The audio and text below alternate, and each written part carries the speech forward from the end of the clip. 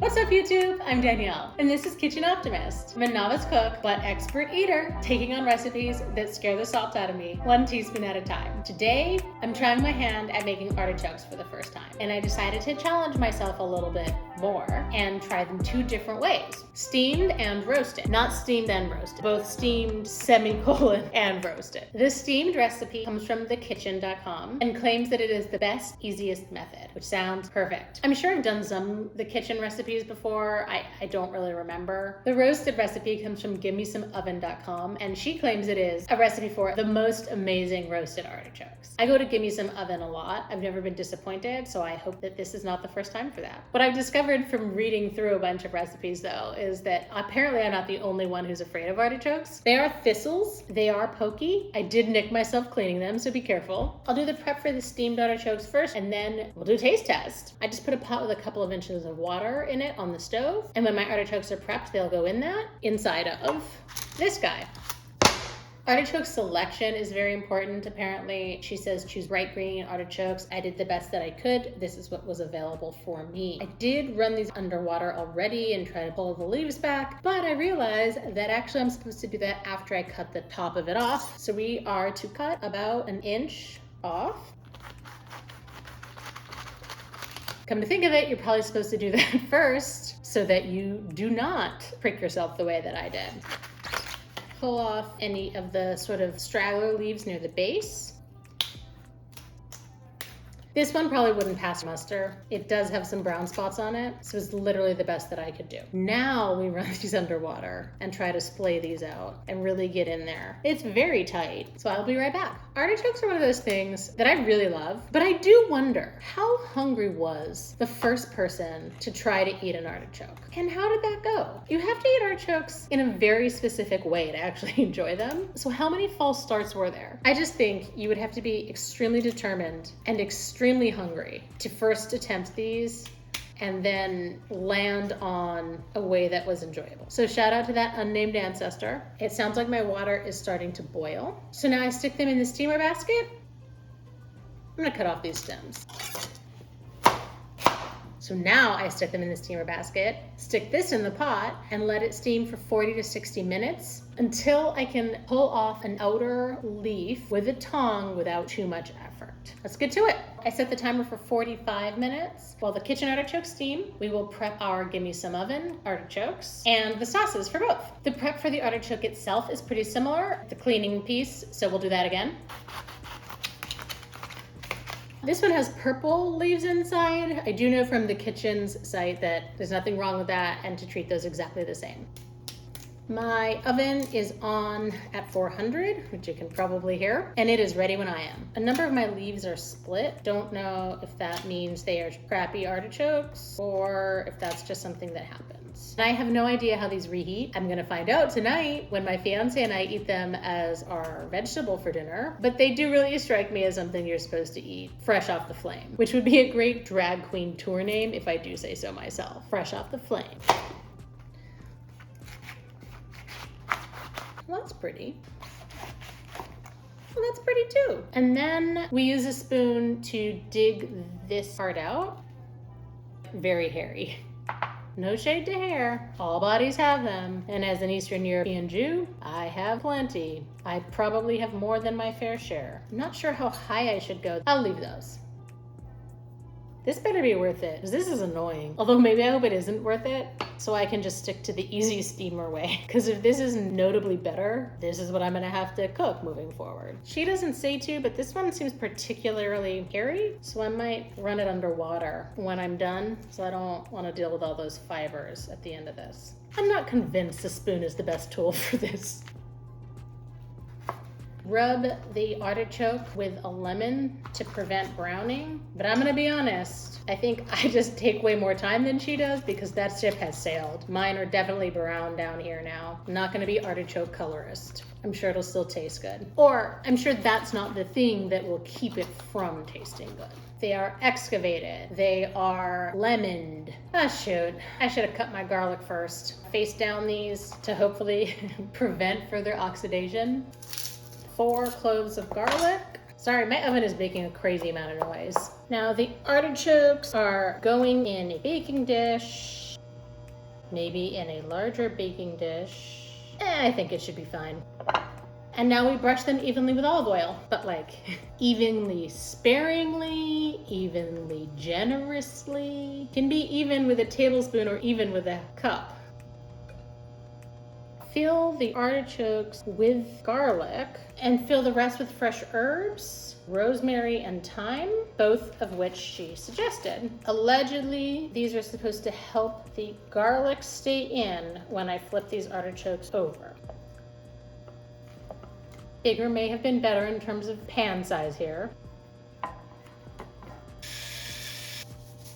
Now these go into the oven for 15 minutes uncovered so that they get crispy. Then cover them with tin foil and cook them for another 25 to 35 minutes. While the artichokes cook, I'm going to prepare their respective sauces, their respective dips, whatever. So the kitchen calls for a mayo dip, pretty common. And the other one is butter lemon, also super common, usually both quite good. Clove of garlic mince, which I was thinking doesn't sound like a whole lot, but it isn't being cooked. 1 tablespoon of fresh cilantro or fresh parsley, which are in no way interchangeable, but I went with parsley.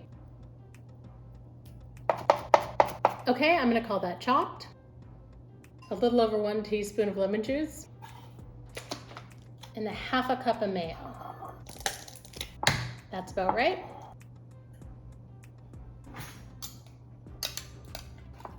All right, here is the final result of the sauce, the aioli. I don't actually know what changes something from mayo with in it to an aioli. Let me know in the comments. My initial thought was just doing a straight side-by-side taste test between the two, but I didn't realize it would take me as long to prep the spectacular oven-baked ones or whatever they're called. So these are done first, significantly so. I have about 17 minutes left on the others. So I'm gonna taste these while they're warm, but not these like bottom-most ones. So, it smells right. Maybe, did I overcook them? No, just those really bottom ones I don't want because they start pulling all the way down off the stem, which I'm not interested in eating. So avoid those. Yeah, it tastes like artichoke. Exactly the way I remember steamed artichokes tasting. Seems like there's some dirt in here I wasn't able to get out, and that's gross. I did try, they were really tight together. I don't remember that being a problem when I was a kid. Maybe I just ate dirt and didn't care when I was a kid. I'm totally happy with these. The garlic and the mayo, as well as the lemon, feels a bit subtle to me. I mostly taste mayo, which is fine. I'm never mad at mayo. So these are not mind-blowing, but they are completely easy, except for the cleaning apparently. And steamed artichokes, no complaints here. Would serve these to other people, will serve them to my fiance tonight. So all in all, washing and prep included, these artichokes took 1 hour, 10 minutes, and 8 seconds. I do think I probably overcooked them a little bit, so it'll take you less time. Or maybe I don't overcook, they're just inferior quality artichokes. I don't know, they're a little mushy. Some level of waterloggedry, but the very minimal ingredients here cost, I don't think that's right. Mayo isn't included. Total ingredients cost $14.13. Total equipment, $140.89, making the total cost $155.02. Again, as always, you probably have some of these things in your kitchen already. It's a win, but it's a tepid win. I'm no longer afraid to make these, which was the whole point, but I don't know that I'm all that excited to make them again. This might be one of those things that's better when somebody else makes it. 2 ounces of melted butter added to 2 ounces of water and 2 ounces of lemon juice. Tastes a little watery, won't I? Did I do that wrong? I didn't. That sauce is a lot thinner than I expected. But we'll just wait and see how it all comes together. All right, so confession. The artichokes are behind me cooling as directed. I got impatient and took them out. I put them in for the 15 minutes she said uncovered, and then the 35 to 45 minutes covered. Mine ended up being 45. I put them in for an additional 10 minutes, and the leaves don't feel any easier to pull off, which I was told by the instructions would be the tell for when they were done. Either my Texas-sized artichokes are just completely raw in the middle, or my gripping strength is really weak. I don't know. I just can't believe that they need to be in there longer, so I took them out. out. We're gonna let those cool for a few minutes and then we'll find out. So for the extremely impatient part of today's programming, I am not waiting any longer. The dish is still quite hot. Extract some of the garlic to put into the dipping sauce as she suggests. Obviously, I'm not sure how these are gonna taste, but I will say they smell amazing. Oh, we're supposed to do one final squeeze of lemon. So she says that the flavor is good enough that you don't actually need any dipping sauce. So I'm gonna try it without first.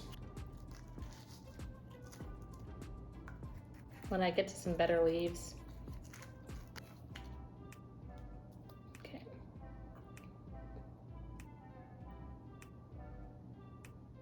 I meant to try it without first.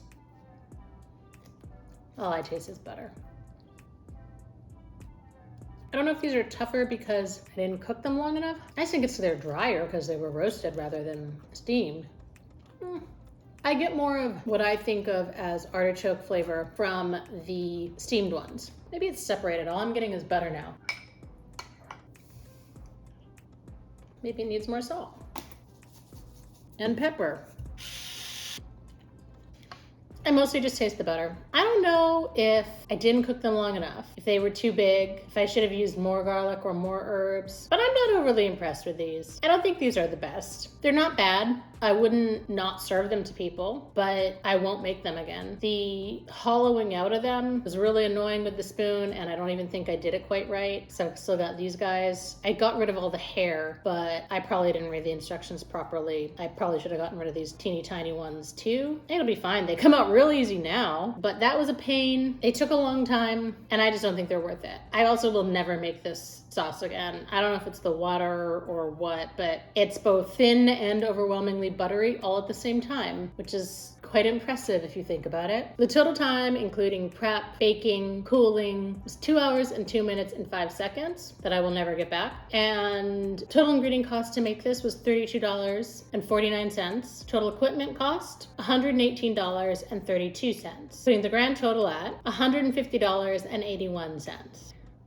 Slightly less than the steamed, but kind of interchangeable. Did take significantly more time than the steamed. Took almost an hour more, and it was not an hour better. I'm bummed. I really like her recipes. I wanted to love this. I don't. I will never make this again. It is edible, but not enjoyable. Completely unmemorable. I don't even really feel like this is a win. It's just sort of like not a loss. Can we call it a draw? I did try something I was afraid of trying. I tried it 2 different ways, neither of which bowled me over. Of these 2, I would definitely stick with steamed moving forward. It takes less babysitting, less prep, and as soon as I figure out how to not overcook or waterlog it, I think it'll be more worth the effort. That's sort of it, I guess. You win some, you lose some. The recipes will be in the description below. Thank you so much for watching. Please like and subscribe. I'm Danielle, and this is Kitchen Optimist, fighting the good fight for mediocre cooks everywhere. Stay salty.